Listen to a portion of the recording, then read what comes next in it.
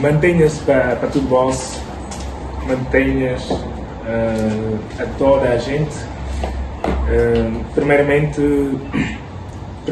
quero agradecer ao Clube Amor à Leitura por esta oportunidade e por este desafio que me fazem para partilhar aqui algumas notas da leitura da obra Desesperança no Chão de Medo e Dor do grande Tony Checa. Este desafio surge, creio, no âmbito da terceira edição da Brisa Poética, que é uma rúbrica do Clube Amor à Leitura, que tem feito um trabalho de louvar, um excelente trabalho a nível da divulgação e da promoção da literatura e dos autores guineenses a partir das redes sociais, né? que é uma coisa que faz muita falta aos nossos povos, à juventude, aos leitores guineenses, que infelizmente não existe dentro do contexto escolar em termos gerais, não é? Então, assim, muito rapidamente, quando deparei com esta obra, o título chama-me a atenção, uma especial atenção, porque creio que é uma espécie de resumo, de definição daquilo que seria, na visão da autora, e se calhar pelo menos a partir deste intervalo de tempo em que o livro é escrito, do que é Guiné-Bissau, que é este chão, que é esta terra onde reina o medo e dor. E medo é uma palavra interessante se calhar para os tempos em que vivemos hoje, infelizmente. É interessante. O título, então, creio, serve nesta obra muito em particular, revela-nos o conteúdo, aquilo que vamos encontrar no livro, a amargura, o pranto, o pesadelo real daquilo que são as vivências dos povos da Guiné-Bissau. Seria aquilo a que Moémia, quem prefaciou, aliás, esta obra, chama de realismo traumático, e vamos perceber mais ou menos porque ao ler, com a leitura desta obra. E essa nota leva-me então ao contexto, respondendo à primeira pergunta, ao contexto histórico, cultural em que a obra é escrita, não é? A obra, é preciso dizer que foi escrita entre 2011, os poemas aqui contidos nesse livro foram escritos entre 2011 e 2015. E se calhar um dos acontecimentos mais marcantes a nível sociopolítico será então o golpe de Estado de 12 de abril, não é? De 2012, que depois, em consequência disso, a Constituição da República é suspensa, como aliás tem sido prática na Guiné-Bissau nas últimas décadas. Suspensa a Constituição, cria-se então um chamado governo de transição que dura, para a nossa infelicidade, 2 anos. A infelicidade no nível porque a Constituição é suspensa, como tem sido os hábitos. Então depois, ali lá para o início de 2014, 13 de abril, se não me falha a memória, somos convocados para eleições gerais. Ganha, para a nossa infelicidade também, o PAGC, ganha quer as legislativas, ganha com maioria no Parlamento e ganha o seu candidato é eleito Presidente da República, que depois guerras aqui, guerras acolá, trazem-nos até aos dias em que vivemos, não é?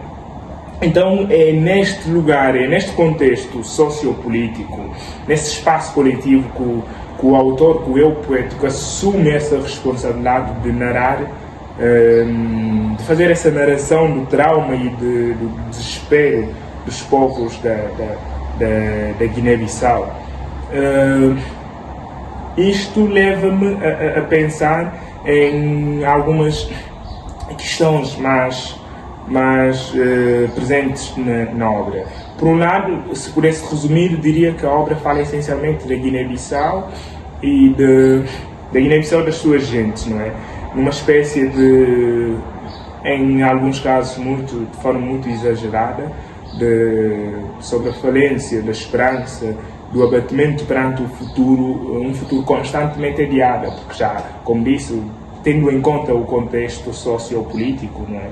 E parece que este futuro é adiado porque, como podemos ver, para quem lê a obra, e vou tentar citar alguns poemas aqui, devido ao ódio, à intriga que caracterizam a Guiné-Bissau.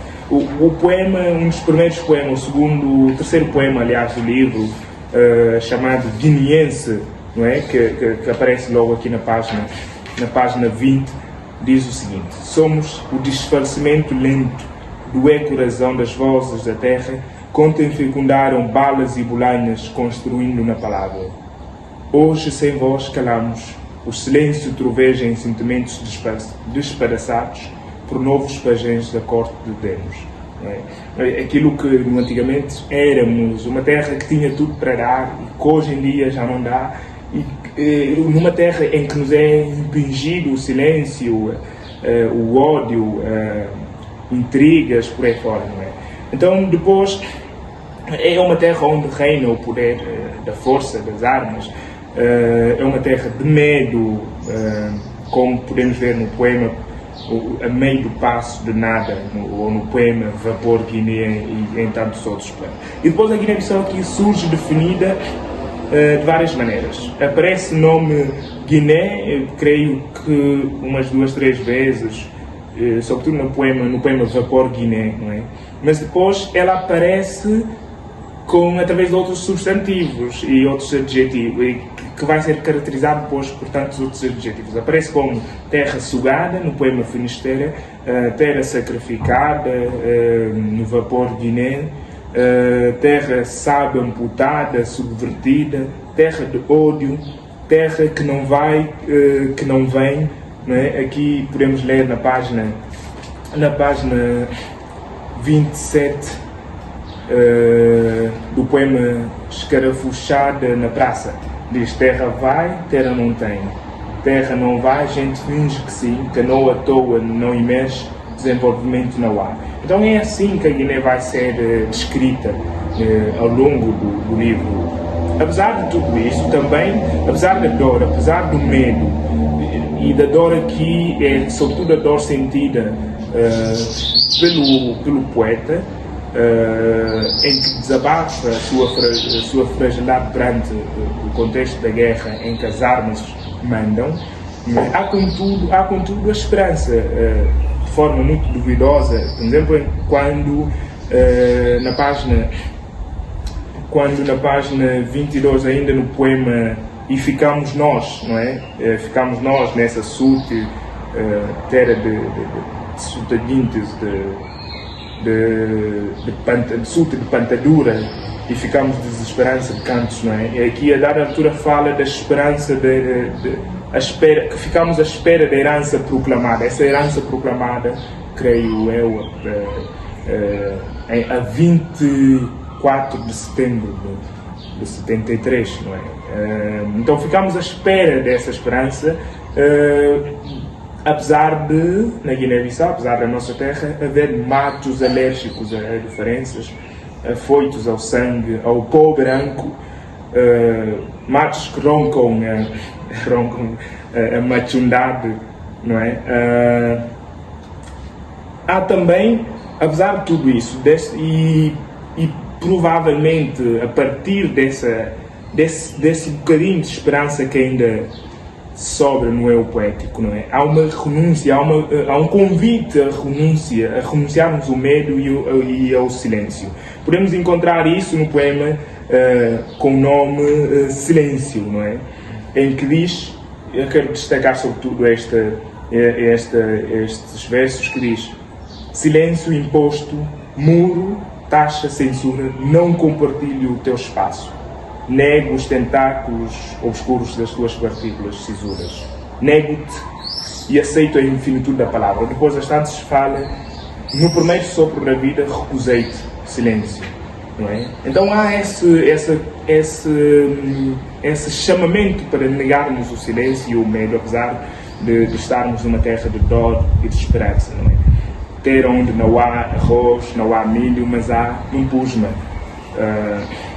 Sabemos. Então aqui, e depois passo daqui para o tipo de linguagem e sobretudo penso que a partir dos conteúdos, devido ao conteúdo, o tipo de conteúdo que o autor retrata, assumindo este protagonismo a partir desse espaço coletivo, então usa uma espécie de testemunho, essa obra diria que seria uma espécie de testemunho de lembranças, de resgate da memória de um passado muito presente ainda, não é? Então aqui vamos ver a predominância da primeira pessoa do singular, sobretudo, mas também de plural. O autor fala: eu pisei o chão, chego no chão na hora, somos desfalecimento, aqui desembarco, aqui sucumbo, aqui desterro. E depois ainda diz, por exemplo, na página 48, diz o seguinte: testemunhei, não é? Testemunhei, nada prometi, não jurei, invadi-me, não sonhei, sei que parti, mas não fui, não nadei em seco, na volta em mim, entoei. Há essa predominância do discurso na primeira pessoa. Há também outras questões tão importantes aqui da afirmação da identidade. Por exemplo, no poema que o autor depois dedica ao jovem poeta, ao jovem polícia que lhe pergunta se era guinense e que sabia falar crioulo. Então todas essas questões vão ser tratadas aqui de forma de testemunho na primeira pessoa, de que eu vi, e aliás depois diz as datas que toda a gente sabe, mas ninguém diz nada se diz. E é, creio eu, a partir justamente por causa disso que assume esse lugar nesse espaço coletivo de resgate da memória. Então essas eram algumas das notas que eu creio importantes deixar aqui nessa rúbrica, e quero mais uma vez agradecer ao Clube Amora por Amora Leitura, a quem desejo muita força e espero poder partilhar mais um espaço com todos vocês. Muito obrigado e grande abraço. Mantenhas de literatura, mantenhas de luta, nós estamos juntos.